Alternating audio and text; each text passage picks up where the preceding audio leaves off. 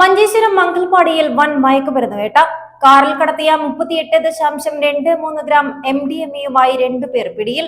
ഇവരിൽ നിന്നും 1,62,500 രൂപയും കാറും പിടിച്ചെടുത്തു.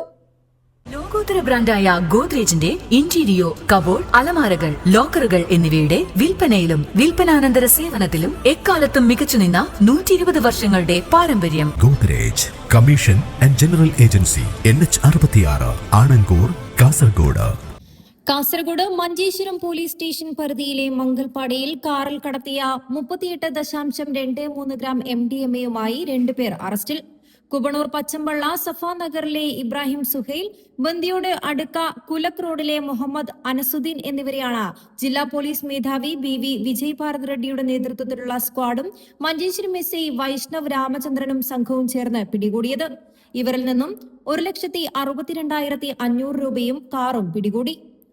ഞായറാഴ്ച രാത്രി 12:30 മംഗൽപാടി താലൂക്ക് ആശുപത്രിക്ക് സമീപത്തെ സർവീസ് റോഡിൽ വെച്ചാണ് സംഘം പിടിയിലായത്. കാറിൽ മയക്കുമരുന്ന് കടത്തുന്നുണ്ടെന്ന രഹസ്യ വിവരത്തിന്റെ അടിസ്ഥാനത്തിലാണ് SIയുടെ നേതൃത്വത്തിലുള്ള പോലീസ് സംഘം സ്ഥലത്തെത്തിയത്. ഈ സമയത്തെത്തിയ സ്വിഫ്റ്റ് കാർ തടഞ്ഞു നിർത്തി നടത്തിയ പരിശോധനയിൽ ഡ്രൈവർ സീറ്റിന്റെ കവറിന്റെ പിൻഭാഗത്ത് സൂക്ഷിച്ച നിലയിലായിരുന്നു MDMA കണ്ടെത്തിയത്. തുടർന്ന് വിശദമായ പരിശോധനയിൽ പണവും മൊബൈൽ ഫോണും മയക്കുമരുന്ന് തൂക്കാനുള്ള ഇലക്ട്രിക് ത്രാസും കണ്ടെത്തുകയായിരുന്നുവെന്ന് പോലീസ് പറഞ്ഞു. News 14 live Kasaragod.